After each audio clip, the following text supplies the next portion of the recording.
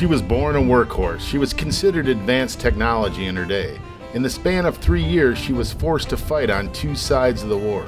She was captured twice, once at Fort Mackinac, and again during a battle where Commodore Oliver Hazard Perry made U.S. naval history. She transported thousands of tons of goods and supplies from Chicago to New York. Her short service was ended when she ran aground and was eventually burned to her waterline during a British raid. And almost 200 years later, she was reborn. And today she sails just like her former grace, out of the Michigan Maritime Museum in South Haven, Michigan. And I have the honor today to occasionally serve as crew. And today I'd like to take you sailing on the Friends Goodwill. I'm Chuck, the channel's Restless Viking. Let's go for a sail. Send your forward spring. Send forward spring.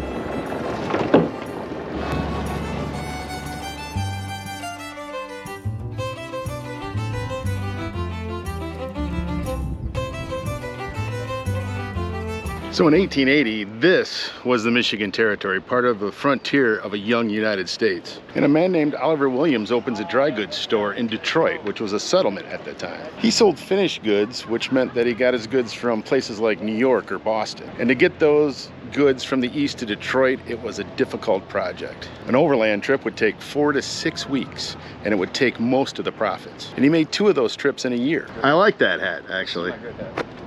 This is Glenn. He knows everything, and he's nice about it. So he took a big chance and he hired a shipyard in River Rouge to build him a ship. And it was a lot of money to build that ship, but it had a lot of potential. This was a semi-truck of its time. It was a modern marvel, and its highway was the Great Lakes, and its cargo holds were huge, and he could haul many times the load. He had a bright future. The Friends Goodwill slipped down the ways in early 1811. Mr. Williams hired William Lee as master, and she set sail busy with deliveries and shipments. So on June 19th of 1812, the Friends Goodwill departed Detroit with a load of whiskey, tobacco, wine, and other goods for Fort Mackinac. And when the ship arrived, the goods were unloaded, and the military chartered the Friends Goodwill to bring military supplies to Fort Dearborn, now Chicago.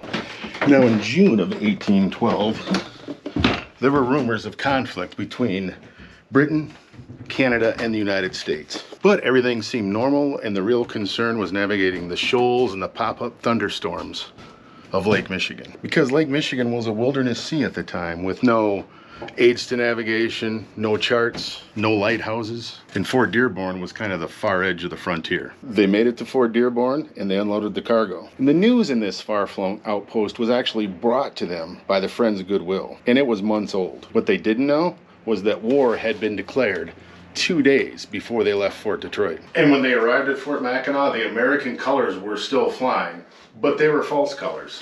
And after anchoring, the British informed Master Lee and Oliver Williams that their ship belonged to the British Royal Navy, and they were prisoners of war. Luckily, Mr. Williams, the master, and the crew were paroled and sent back to Detroit. The ship, however, was taken into service with the Royal Navy, and it was renamed the Little Belt. Ships of the Great Lakes were pretty valuable back in 1812 because ships were literally carved out of the wilderness because you couldn't get a ship in from the ocean. So they had to be built on the Great Lakes. Now the Friends Goodwill began 15 months of service with the British Royal Navy. She was armed with 2 6-pounders here at the catheads and a 9-pounder back on the pivot. Now the ship was under the command of John Bremen. He was intent on traveling the Great Lakes and taking over freighter canoes, bateaus, and other American warships. But he ended up just being a transport ship and a cargo ship. Until the Battle of Lake Erie, when Commander Oliver Hazard Perry won against the British Royal Navy. The Little Belt was captured by the Scorpion as it tried to run away, with Lieutenant Brennan being the only captain that was uninjured. Forward spring! Forward spring! Forward spring aboard!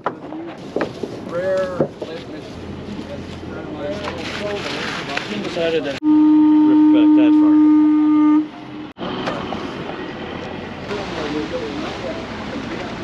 It's a rough day just inside the channel.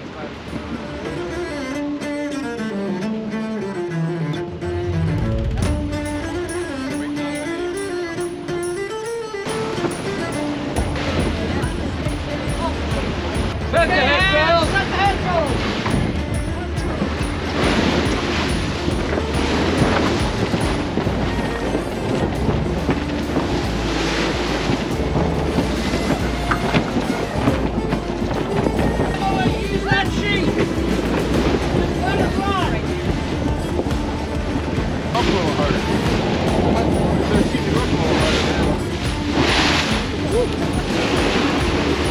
And then Commodore Perry penned his famous dispatch, which was, "We have met the enemy, and they are ours. 2 ships, 2 brigs, a schooner, and a sloop."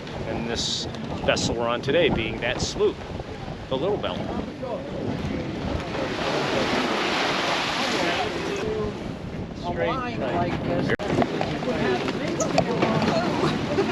Stand by. Help away. Check the anchor.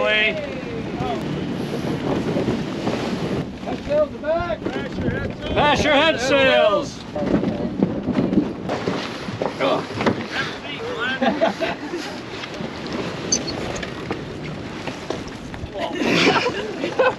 Hey, Chuck's sitting next to him. It doesn't happen on the front side. port side's a little more organized. Is that going to be on the... It is. But in November of that year, Little Belt ran aground just south of Buffalo. And then in December, as the ice formed on Lake Erie, the story goes 2 ways. The British invaded Buffalo, then burned the Friends Goodwill to its waterline, or the other story says the Americans burned Friends Goodwill so the British couldn't get it. And then 190 years later, Sky Boat Works out of Albany, New York, built this ship. It was commissioned by the Michigan Maritime Museum.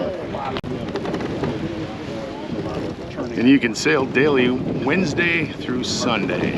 In July, we sail every day.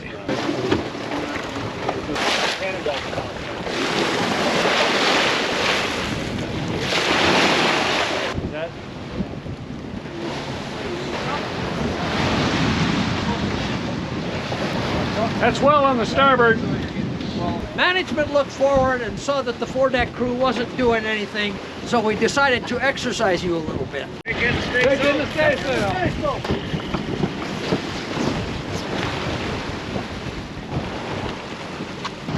Ready forward. Take it in. Take it in. Take it in.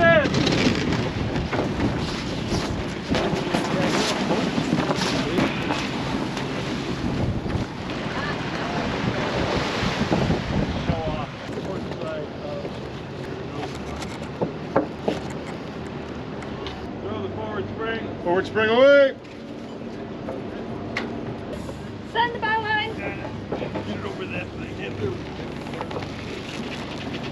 So stop by the Michigan Maritime Museum and take a sail. It's a historic experience. I'm Chuck, Channel's Restless Viking. We'll see you next time.